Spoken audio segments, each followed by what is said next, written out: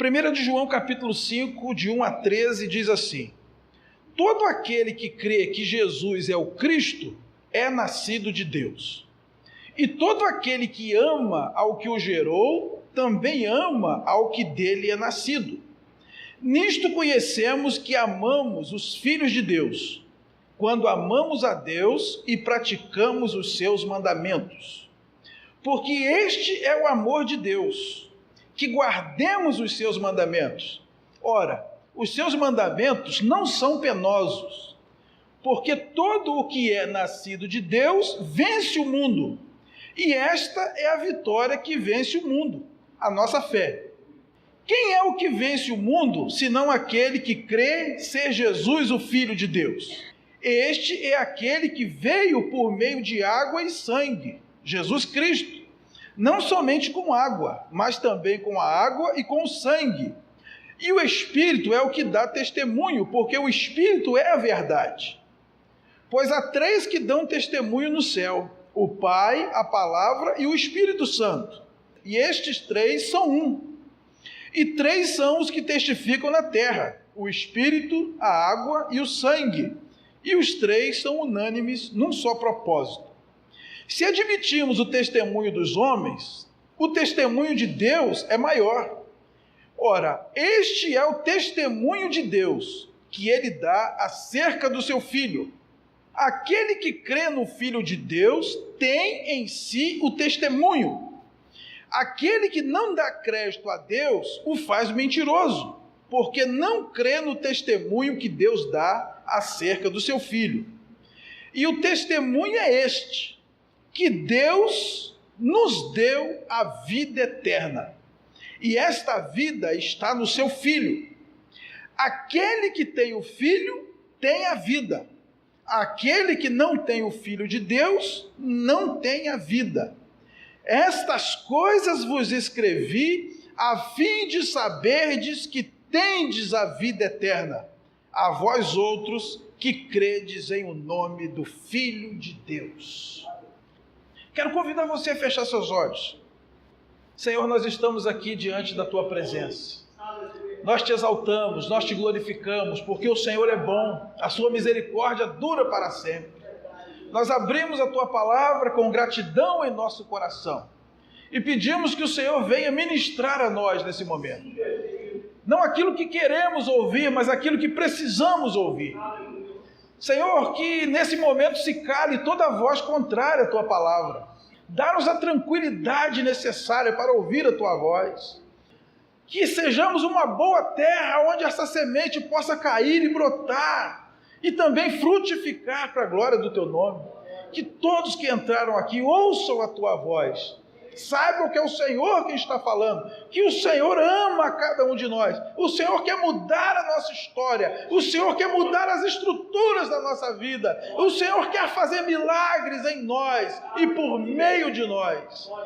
Nós então nos abrimos para receber tudo que o Senhor tiver para nós nessa noite. Assim nós te oramos em nome de Jesus. Amém. Graças a Deus. Pode sentar, queridos. Somos salvos para sempre. É sobre isso que eu gostaria de compartilhar com a igreja nessa noite. Essa carta foi escrita pelo apóstolo João.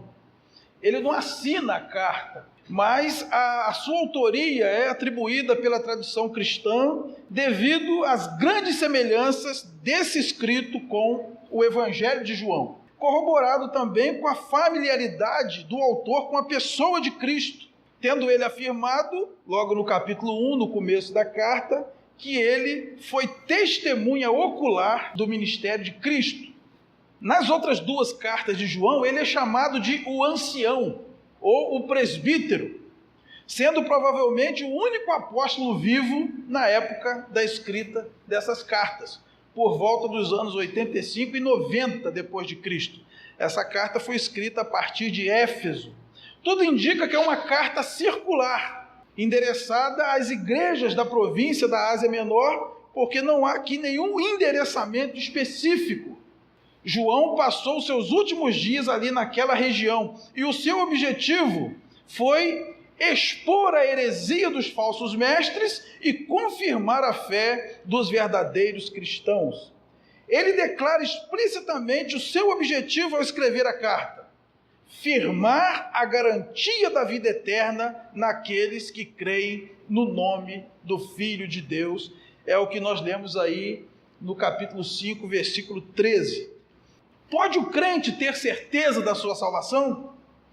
É possível ao crente perder a sua salvação após ter entregue a sua vida a Cristo?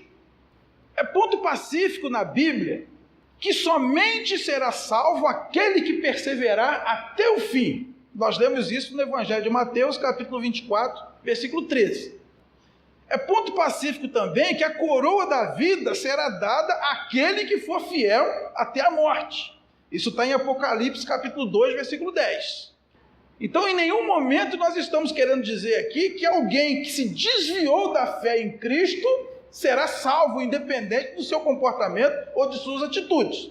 Isso não tem respaldo bíblico. A questão é, como essa perseverança do crente se dá? Nós seremos fiéis até a morte, porque venceremos o pecado, o diabo, o mundo, a carne, por nossas próprias forças? Ou é o próprio Senhor Deus quem nos conduzirá na fé até o fim? A doutrina calvinista, ela tem 5 pontos fundamentais. O quinto e último ponto é exatamente sobre a perseverança dos santos.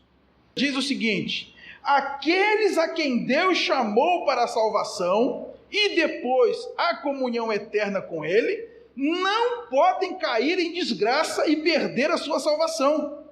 Porque a salvação é obra de Deus do começo ao fim. Se uma pessoa apostata da fé, nunca foi realmente salva. A nossa confissão de fé, os 28 artigos da breve exposição das doutrinas fundamentais do cristianismo, diz no seu artigo 18, da união do crente com Cristo e do poder para o seu serviço. Aqueles que têm o Espírito de Cristo estão unidos com Cristo e, como membros do seu corpo, recebem a capacidade de servi-lo. Usando desta capacidade, procuram viver e realmente vivem para a glória de Deus, seu Salvador.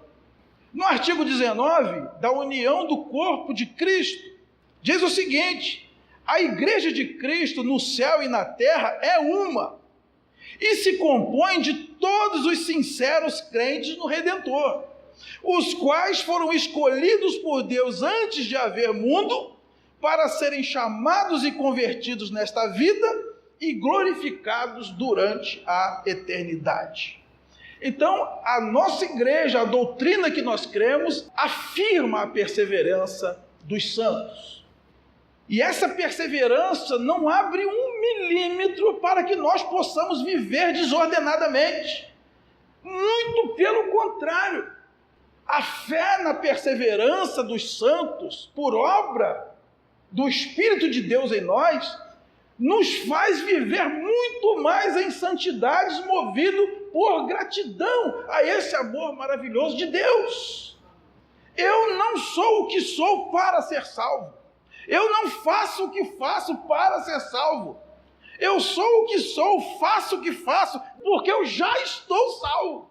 Então essa doutrina é maravilhosa e nós não podemos abrir mão dela. Vamos ver o que a Bíblia diz sobre esse processo de salvação. Em primeiro lugar, a salvação ela é iniciativa de Deus. Vamos abrir em 1 de João, capítulo 4, versículo 19.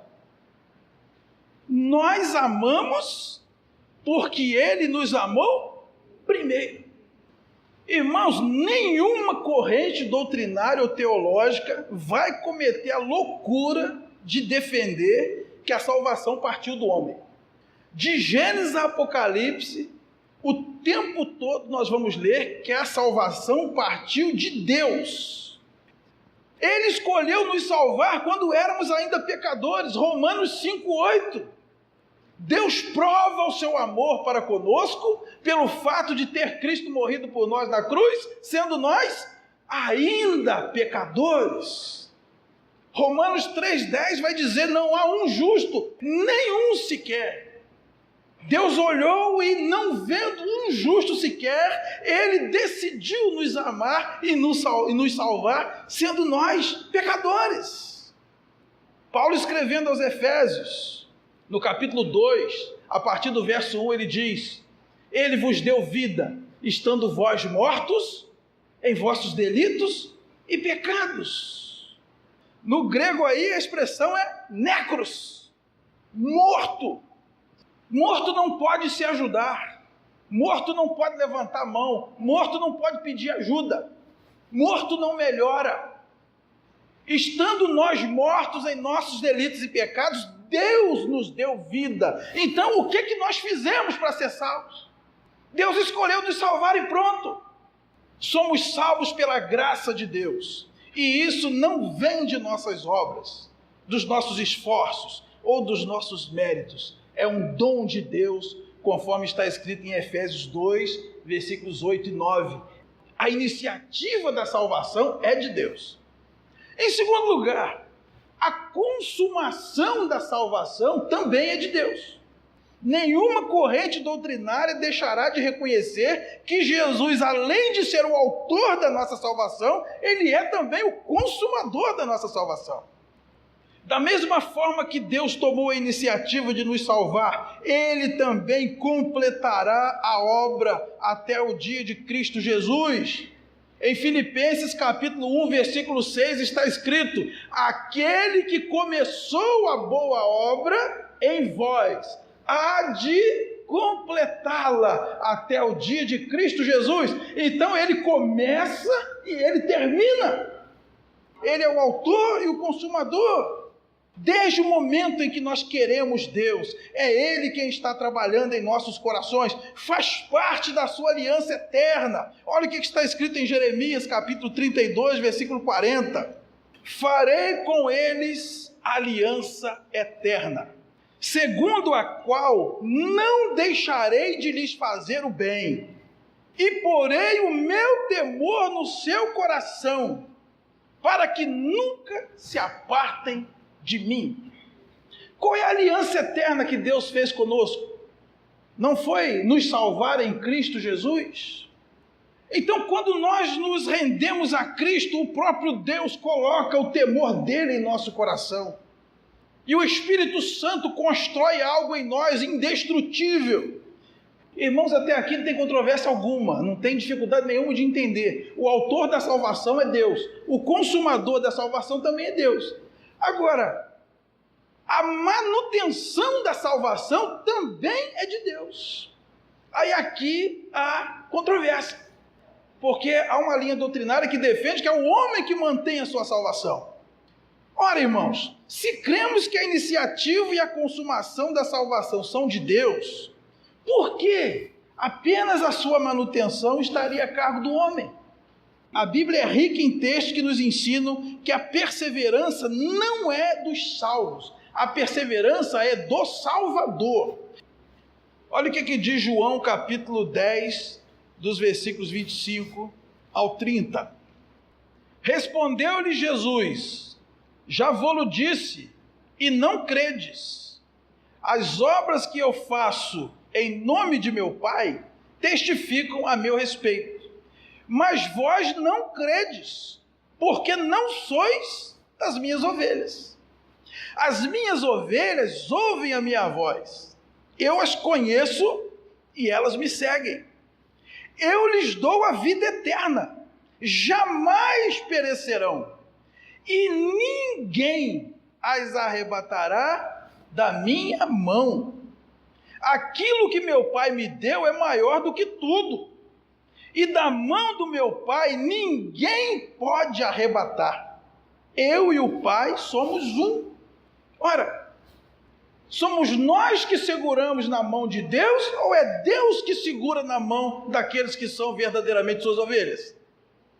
A perseverança é do Salvador, a perseverança não é do salvo. Jesus conhece as suas ovelhas o conhecem, elas nunca perecerão, e das suas mãos ninguém as poderá arrebatar. Mas pastor, eu conheço um monte de gente que se afasta. Ora, as que se afastam, a explicação está aqui no versículo 26. Mas vós não crês porque não sois das minhas ovelhas. Quem não é ovelha, se afasta. Quem é ovelha, jamais se afasta, porque Jesus é quem segura as suas ovelhas. E diz, o que eu tenho é maior do que tudo. Quem dos meus braços pode arrancar-te?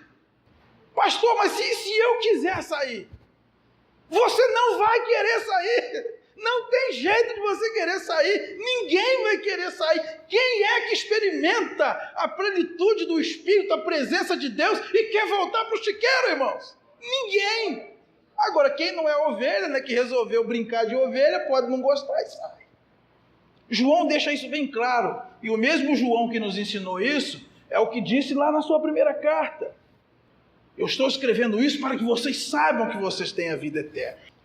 Paulo também ensina diversas vezes em suas cartas sobre a perseverança dos salvos. Vamos abrir primeiro em Romanos capítulo 8, versículos 28 ao 39. Sabemos que todas as coisas cooperam para o bem daqueles que amam a Deus, daqueles que são chamados segundo o seu propósito. Porquanto aos que de antemão conheceu, também os predestinou para serem conformes à imagem do seu Filho, a fim de que ele seja o primogênito entre muitos irmãos. E aos que predestinou, a esses também chamou. E aos que chamou, a esses também justificou. E aos que justificou, a esses também glorificou. Que diremos, pois, à vista dessas coisas? Se Deus é por nós, quem será contra nós? Aquele que não poupou seu próprio filho, antes por todos nós o entregou, porventura não nos dará graciosamente com ele todas as coisas? Quem intentará acusação contra os eleitos de Deus? É Deus quem os justifica. Quem os condenará? É Cristo Jesus quem morreu, ou antes quem ressuscitou, o qual está à direita de Deus e também intercede por nós. Quem nos separará do amor de Cristo? Será tribulação, angústia, perseguição, fome, nudez, perigo, espada? Como está escrito, por amor de ti, somos entregues à morte o dia todo, fomos considerados como ovelhas para o matadouro. Em todas estas coisas, porém, somos mais do que vencedores por meio daquele que nos amou. Porque eu estou bem certo de que nem a morte, nem a vida, nem os anjos, nem os principados, nem as coisas do presente, nem do porvir, nem os poderes, nem a altura, nem profundidade, nem qualquer outra criatura poderá nos separar do amor de Deus que está em Cristo Jesus, nosso Senhor. Como é que perde salvação, irmãos? Aqui diz, no verso 30, aqueles a quem Deus justificou, a esses também glorificou. Já está feito. É só uma questão de tempo para nós. Deus já sabe se você é salvo ou se não é. Claro que Ele não vai te salvar sem Cristo. Claro que você vai se movimentar em dado momento. Mas não tem a menor chance desse perde-ganha. Aqueles que Deus chamou e justificou, também glorificou. Nós já estamos glorificados, mas é um ato a se cumprir, porque nesse mundo nós somos carne, mas aos olhos de Deus, aquele que Ele justificou, Ele também glorificou. Está pago. A dívida que Deus perdoou, Ele jamais voltará a cobrar. A Bíblia fala da figura da adoção. O filho adotado, ele nunca pode ser deserdado. A Bíblia diz também que nós somos escravos de orelha furada. O escravo de orelha furada é aquele escravo que quando chegava o ano do jubileu, que ele era solto, ele dizia, não quero ir embora, eu quero ficar aqui. E o dono dizia, mas se você ficar, você nunca mais vai poder ir. É isso que eu quero. Eu não quero ir a lugar nenhum, estou feliz aqui. O Senhor me trata como um pai. Todas as figuras que a Bíblia usa sobre nós e Deus nos levam a entender que uma vez que Deus nos justifica, nós nunca mais deixaremos de ser justificados. E nessa condição, tudo coopera para o bem daqueles que são chamados segundo o propósito de Deus. E qual é o propósito de Deus para nós? Está escrito aí, o nosso propósito é sermos conformes à imagem do seu Filho. Tudo vai cooperar na vida do crente para ele ser igual a Jesus. Quando ganhamos é porque Deus está fazendo a gente ser igual a Cristo. Quando perdemos, Deus está trabalhando em nós para sermos iguais a Cristo. Quando a coisa vai bem, Deus está trabalhando em nós para sermos iguais a Cristo. Quando a coisa vai mal, Deus está trabalhando em nós. Tudo coopera. Que diremos, pois, à vista dessas coisas, irmão? Se Deus é por nós, para nos salvar, nos chamar, nos justificar e nos glorificar, quem poderá ser contra nós? Quem nos separará do amor de Deus? Gente, olha esse contexto. Quem nos separará do amor de Deus que está em Cristo Jesus? Não tem capeta, não tem pessoas, não tem distância, não tem situação, nada nos separará do amor de Deus. Em todas essas coisas, nós somos mais do que vencedores por meio daquele que nos amou. Paulo ainda escreve em Romanos capítulo 16, versículo 25. Ora, aquele que é poderoso para vos confirmar, segundo o meu evangelho e a pregação de Jesus Cristo, conforme a revelação do mistério guardado em silêncio nos tempos eternos. A mesma coisa que ele diz em 1 Coríntios capítulo 1, versículo 8. O qual também vos confirmará até o fim, para seres irrepreensíveis no dia de nosso Senhor Jesus Cristo. Ele diz também em 2 Tessalonicenses, capítulo 3, versículo 3. Todavia, o Senhor é fiel, Ele vos confirmará e guardará do maligno. Paulo usa aqui 3 vezes a expressão confirmar. A palavra confirmar vem do grego esterizo, que significa tornar estável, colocar firme, fazer constante. Irmãos, é Deus quem nos faz ser estáveis, firmes e constantes. É Deus quem opera a manutenção da nossa salvação. O apóstolo Pedro também confirma esse ensinamento nas suas cartas. Olha o que diz 1 de Pedro, capítulo 1, de 3 a 5.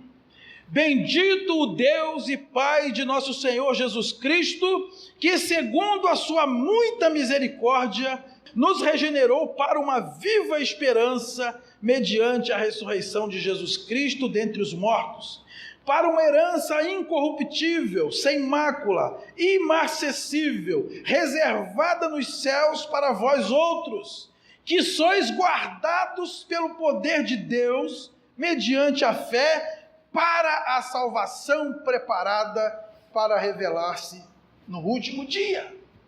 Bendito o Deus e Pai de nosso Senhor Jesus Cristo, que nos regenerou. Regenerar é fazer, gerar de novo. É o novo nascimento, é aquela nova vida para aquele que estava morto em seus delitos e pecados. Ele nos regenerou, Ele nos fez nascer de novo, nos deu uma herança incorruptível. Essa herança está reservada no céu para vós outros. E como é que você sabe que vai alcançar essa herança? Porque você é guardado pelo poder de Deus para a salvação. Está aí no versículo 5. Não somos nós quem nos guardamos. Nós somos guardados pelo poder de Deus. Por isso não nos desviamos da fé. Por isso não negamos Jesus Cristo. Por isso vamos ficar firmes até o último dia. Não porque nós somos os caras. Muito pelo contrário, porque nós reconhecemos que não somos nada. E escolhemos viver em completa dependência desse Deus. E Ele, pelo seu poder, vai nos guardar em segurança até tomarmos posse dessa herança incorruptível, sem mácula, imarcessível. Está reservada, só falta entregar. Está pago. Ainda em 1 de Pedro, no capítulo 5, versículo 10. Ora, o Deus de toda graça, que em Cristo vos chamou à sua eterna glória, depois de terdes sofrido por um pouco, Ele mesmo vos há de aperfeiçoar, firmar, fortificar e fundamentar. O que o homem faz aqui, irmãos? Cadê a obra do homem? Cadê o esforço do homem? Cadê o mérito do homem? É Deus que nos aperfeiçoa, nos firma, nos fortifica e nos fundamenta.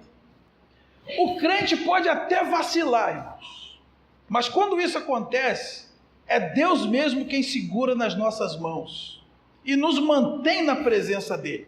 Foi isso que aconteceu com o salmista Asaf, lá no Salmo 73. Nós vamos ler verso 2, verso 3, 17 e do 23 ao 26. Quanto a mim, porém, quase me resvalaram os pés. Faltou pouco para que se desviassem os meus passos, pois eu invejava os arrogantes ao ver a prosperidade dos perversos, até que eu entrei no santuário de Deus e atinei com o fim deles. Todavia, estou sempre contigo, tu me seguras pela minha mão direita, tu me guias com o teu conselho e depois me recebes na glória. Quem mais tenho eu no céu? Não há outro em quem eu me compraza na terra. Ainda que a minha carne e o meu coração desfaleçam, Deus é a fortaleza do meu coração e a minha herança para sempre. O crente pode bambear? Pode. Asaf diz, faltou isso para eu desviar. E o problema dele foi que ele estava passando muita luta e ele olhava para o lado, os ímpios estavam indo de vento em popa. Mas isso aconteceu até o dia que ele entrou no santuário de Deus. Ele entrou na presença de Deus e ele atinou para o fim deles. Ele voltou à lucidez. Ele disse, espera aí, daqui a pouco essa vida vai acabar. Para onde que eu vou e para onde eles vão? Opa, eu estou no caminho certo. E aqui no final ele nos diz exatamente como é o processo da salvação, irmãos. Eu estou sempre contigo, tu me seguras pela mão direita, tu me guias com o teu conselho e depois me recebe na glória. Cadê a obra do homem? Cadê o mérito do homem? Cadê o esforço do homem? É Deus que faz tudo. Ele tomou a iniciativa de me salvar porque eu estava morto nos meus delitos e pecados. Ele me tomou pela mão, me conduz nessa vida, me dando conselho, e depois me recebe na glória, como consumador da minha fé. Agora eu pergunto, como é que um verdadeiro crente desvia da fé? Se é Deus que segura na mão dele. 1 de João, capítulo 5, ele começa dizendo no verso 1, todo aquele que crê que Jesus é o Cristo é nascido de Deus. Você crê que Jesus é o Cristo de Deus? O Messias, aquele que Deus enviou ao mundo para morrer pelos seus pecados? Se a resposta é sim, você é nascido de Deus. Você é um filho de Deus. Ponto. Verso 4. Todo aquele que é nascido de Deus vence o mundo. Você é nascido de Deus? Então você vence o mundo. Ele não diz aqui, vencerá, tem grande chance de vencer. Não, olha, todo aquele que é nascido de Deus vence o mundo. E esta é a vitória que vence o mundo, a nossa fé. Quem é o que vence o mundo? Senão aquele que crê ser Jesus, o Filho de Deus. Versículo 10. Aquele que crê no Filho de Deus tem em si o testemunho. Mas eu não me sinto salvo. Quem é que vai te convencer de que você é salvo? Paulo, escrevendo uma de suas cartas, ele disse, o Espírito de Deus testifica com o nosso espírito que nós somos filhos de Deus. Pergunta para ele agora, Espírito Santo, eu sou um filho de Deus? Peça ao Espírito Santo, Senhor, testifica agora na minha alma que eu sou um filho de Deus. Eu quero ter certeza da minha salvação. O Espírito Santo testifica com o seu Espírito. E se Deus te der esse testemunho, aí dentro de você, ninguém pode arrancar. Porque esse testemunho que o Espírito Santo dá dentro de nós, ele é tão forte, que você diz, eu não tenho como negar. Pode o mundo inteiro dizer que eu não sou um filho de Deus, mas uma pessoa diz aqui dentro de mim que eu sou um filho de Deus. Então, se você não se sente um salvo, provavelmente você não é mesmo. Porque aquele que é nascido de Deus tem em si o testemunho. Versículo 12. Aquele que tem o Filho tem a vida. Pergunte para você, você tem o Filho? Aqui não está perguntando se você é batizado, se você dá dízimo, se você frequenta igreja, se você levantou a mão e foi à frente. Está perguntando, você tem um filho? Se você tem um filho, você tem a vida. Estas coisas vos escrevi, a fim de saberdes que tendes a vida eterna, a vós outros que credes em o nome do Filho de Deus. João disse que escreveu para isso, para nós sabermos que temos a vida, nós que cremos em Jesus Cristo. Nós podemos sim ter a certeza da salvação. Não dizemos isso por sermos arrogantes, confiantes, ou por nos escudarmos na nossa própria capacidade. Nós dizemos isso porque cremos naquele que prometeu nos guardar até o fim. Como Paulo escreveu a Timóteo, na segunda carta, no capítulo 1, versículo 12. Eu sei em quem tenho crido. Ele é poderoso para guardar o meu depósito até o dia final. Uma vez que fomos salvos pelo Senhor, somos salvos para sempre, exatamente como diz as Escrituras. Amém, queridos? Vamos colocar de pé em nome de Jesus. Quem nos separará do amor de Cristo? Será tribulação, angústia ou perseguição, fome ou nudez, perigo ou espada? Quem nos separará do amor de Cristo? Pois eu estou